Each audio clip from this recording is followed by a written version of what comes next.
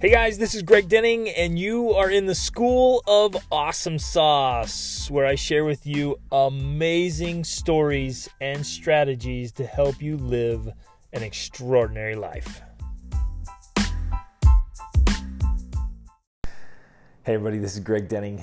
Thanks so much for joining me on this awesome journey together as we get to know each other and really get out and live life to a great level. Like, I'm going to share some amazing stories, unbelievable stories, like that. Still, if it hadn't happened to me, I'd be like, how did that happen?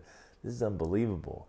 And my whole goal here, my whole desire is to share this incredible journey I've had and to inspire you to get out and live your great story, to instruct and challenge and invite and really just get some fire under us so we get out and live life. Because the last thing we ever want to do is just roll along merely existing. You know, I think the worst feeling in the world would be to get to the end of our lives and realize that we never truly lived, right? To ask ourselves in the pain in the pain of regret, right, and remorse, like, why didn't I live? Why didn't I step it up? Why didn't I make it happen, right? Like, why didn't I get into this? Why did I just sit back and let life happen to me instead of getting in and making life happen? And we get to choose the level of life we're going to live and how we're going to engage with it every day. Literally every single day, you and I have a choice. And we can choose to live deliberately and meaningfully, or we can acquiesce and settle in for a mediocre existence and try to fit in and follow the norm and just be okay. But I want to challenge all of us to commit to an extraordinary life of greatness to make things happen. But let me jump in here. We're gonna tell tons of stories. I'll kind of introduce myself and get to know me. My wife and I now have been, at the time of this recording, we've been married for 18 years, and we have 7 children, which just blows my own mind. Like, what in the world? How did we end up with 7 children? And we have been traveling around the world for almost 12 years now. We've taken our family and just traveled around this globe and been out and had the most extraordinary experiences. And I'm going to share part of that journey and the people we've met and the things we've seen and experienced and things that have made us laugh and things that have made us cry, and the life-changing adventure that we've been on.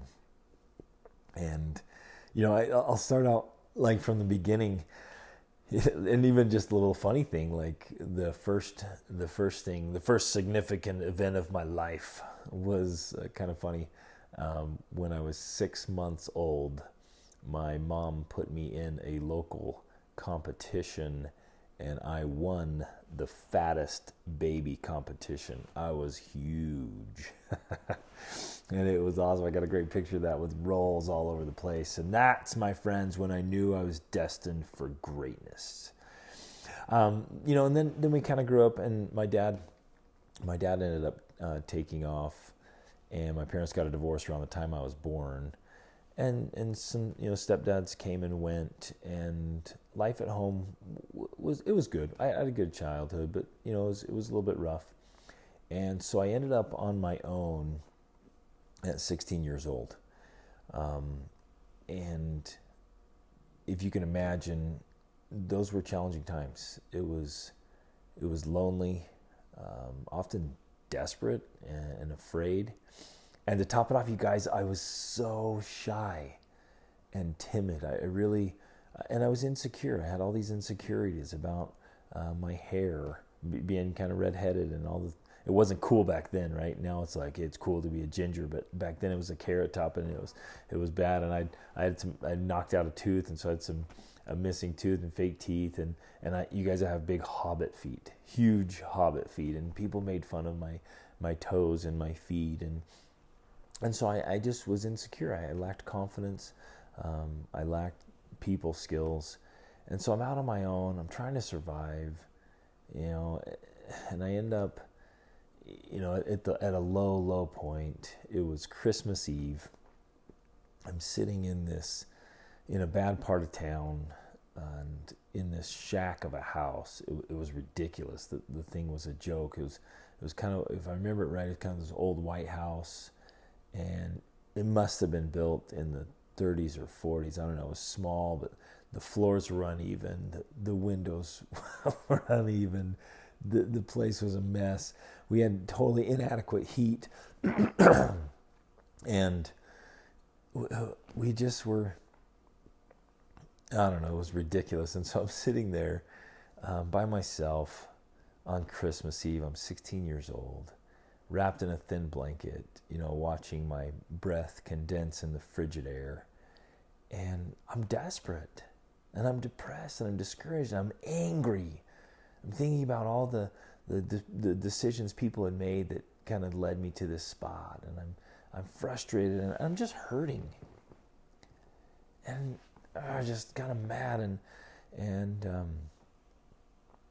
like literally the only person I had to turn to was God. So I spent some time reading scripture that night and praying, and it ended up, it was kind of this bittersweet. It was one of the hardest nights of my life. But it also was like, it turned out being like, I felt God's love for me. And it was almost like this catalyst, right? Because you guys, where there's pain, there's power. And there was a lot of pain there. And I remember thinking, this should not be happening. I should not be here completely alone, no family, no friends, on Christmas Eve. Like, this is ridiculous. And I remember making commitments that night to myself, like, this will not be a part of my future. I'm going to do whatever I have to do. I'm going to overcome my shyness. I'm going to learn how to make friends. I'm going to learn how to build relationships. I'm going to prepare right now so I can have an incredible marriage, and I can become a great dad, and I never have to experience this again. And then I felt, God's love and concern for me. Realized like he cared. He was aware of me and what I was going through. And man, it just became this driving force. And so I went after it, my friends. I went after it. I got voracious in reading and learning and paying attention. I started observing.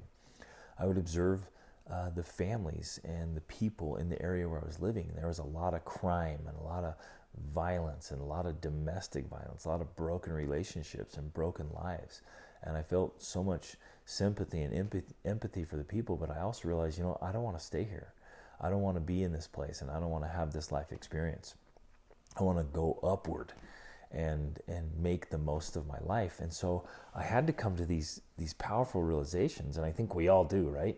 Every one of us has to come to this realization where we realize, oh, wait a minute. Like, my life will only get better when I get better, right? Whoa, I love that idea, that my life will only get better when I get better, and that as I get better, everything else in my life gets better too. It's like the tide. When the tide comes in, it lifts all ships. It raises everything that's there. And the same is true with our own personal growth and development.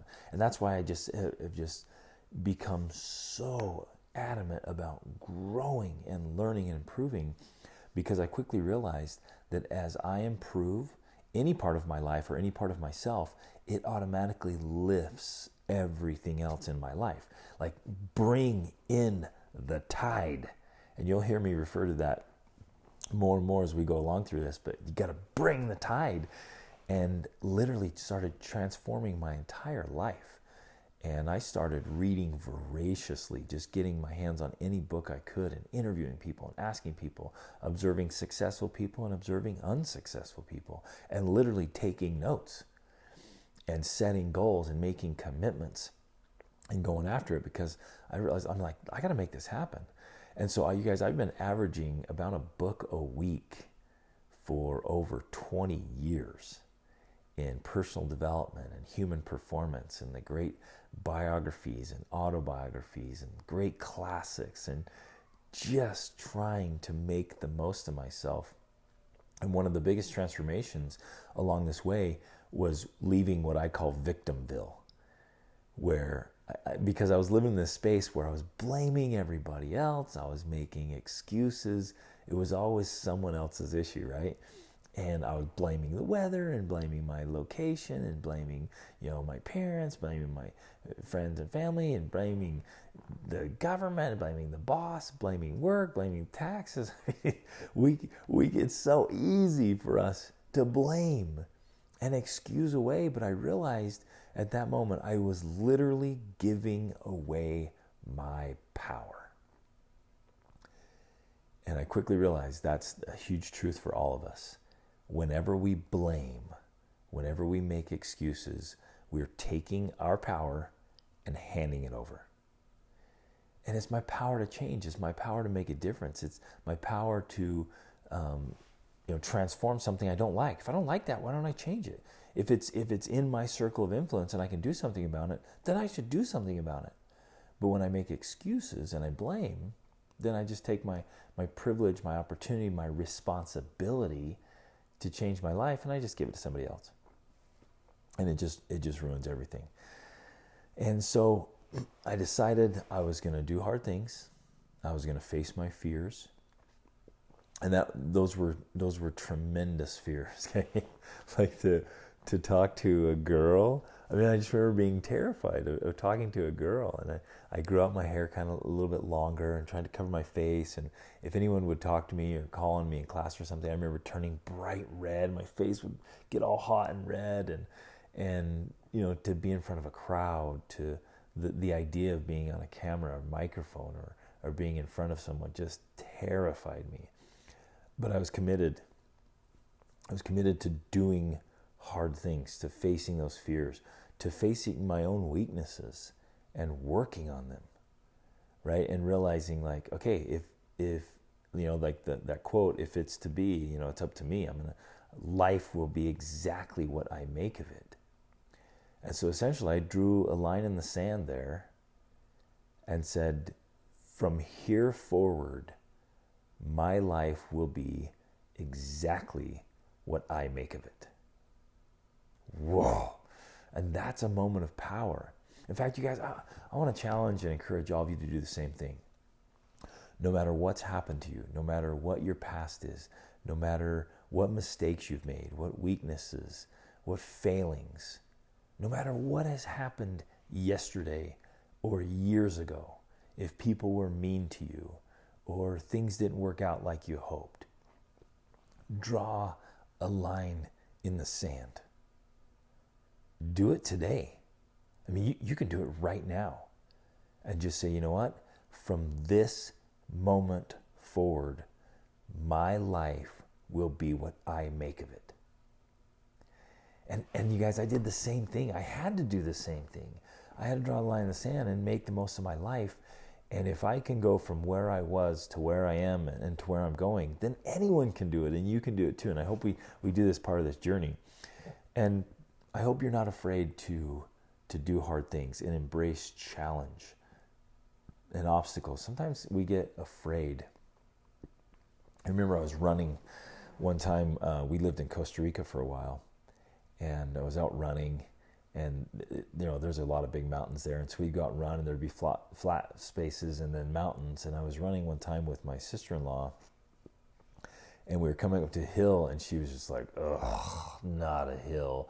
And I remember in my mind, I'm like, "Sweet, a hill." And we ended up talking about that, and I realized, oh man, I had transformed my mindset to embrace challenge and like it, in quotes. I don't know anybody likes challenge, because the nature of challenge is it's crazy hard and it's uncomfortable. But what I learned to do is I learned to like the results. I learned to like the outcome and realize that doing hard things, having challenges and obstacles is what really turns on the growth. Because when we're willing to get uncomfortable and push our own limits and challenge ourselves, then it's like personal growth on steroids. But if we consistently seek comfort and entertainment and we avoid things that are uncomfortable for us, then we stay underdeveloped. And perhaps all of us in certain areas of our life are underdeveloped because we're seeking comfort and we want to avoid anything that, is really uncomfortable. But like C.S. Lewis said, hardship often prepares an ordinary person for an extraordinary destiny. I'm going to repeat that. Hardship often prepares an ordinary person for an extraordinary destiny. And that's where we're going. Like, we got to just step it up and say, you know what? I'm in. I'm all in. I'm going after it. I'm going to live an absolutely extraordinary life because I'm willing to put in the extra to make it extraordinary. You guys, along this journey, I'm going to share so many of the great truths and principles and lessons I've learned from the great books and the great people. I've worked and learned lessons from some of the poorest people in the world, from India to Guatemala to Morocco, and from some extremely wealthy and successful people and some of the happiest people I've known, and learned these great lessons. I want to share this thought, a quote from Walt Whitman in this poem. It's called O Me, O Life. O me, O life, of the questions of these recurring, of the endless trains of the faithless, of cities filled with the foolish, of myself forever reproaching myself, for who more foolish than I, and who more faithless? Of eyes that vainly crave the light, of the objects mean, of the struggle ever renewed, of the poor results of all, of the plodding and sordid crowds I see around me, of the empty and useless years of the rest, with the rest me intertwined. The question, O me, so sad recurring, what good amid these, O me, O life?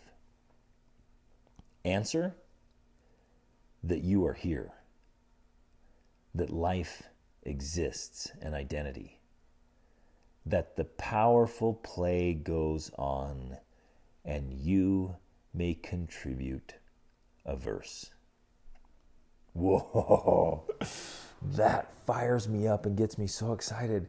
You guys, the powerful play goes on, and you may contribute a verse. You get to write your own little part of the story. You get to do your own little thing. And as you'll hear me say every single episode, awesome is always an option. It's always an option. And that, that phrase came to me as in a conversation with my young brother-in-law. We were living up in Alaska.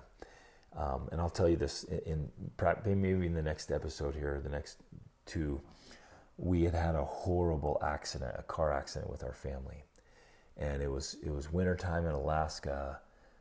My daughter was in a full body cast. Everything was a frozen hell. And it was dark and cold and miserable. And the work I was doing, I just hated, and we were struggling. And it was just this hard time. But after the accident, we were so grateful just to be alive. And it was a huge reality check and gave us a great perspective. And we were sitting around the table one night. My little brother-in-law said, you know what? Hey, awesome is always an option. And we live by that. We live by that opportunity. No matter what's happening, what we're facing, what's going on, in every opportunity, awesome is an option. But we have to choose it. And the other thing you always hear me say is reach upward. That's just how I live my life. We have an apparel line, right? It's like our superhero clothes that it says reach upward. And that comes from a poem. And the last part of that poem is by Harry Kemp. He says, chief of all thy wondrous works, supreme of all thy plan, thou hast placed an upward reach into the heart of man. And that is just so true. Every one of us has this desire. It doesn't matter where I've been in the world, all over the place, with thousands and thousands of people, everyone I've met, from prisons and juvenile delinquent centers where I've gone to teach and speak, to the leprosy colonies. And it doesn't matter where I've been, people have a desire in their hearts, in their souls, to be their best, to try, to want to improve.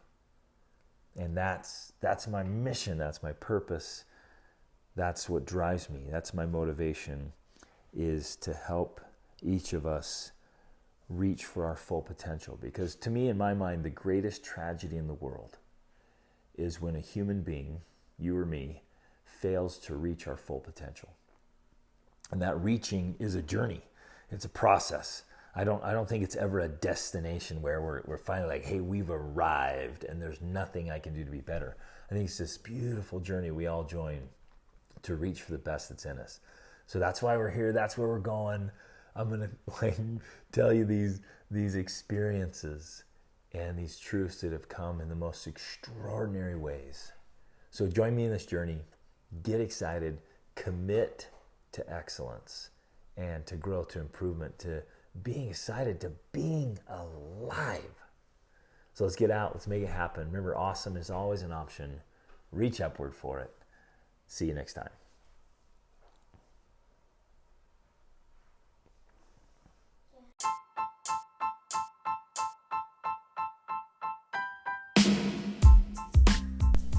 Hey everybody, thanks so much for listening to this episode. I hope you got a lot of value out of it and found some things that you can apply to your life right away.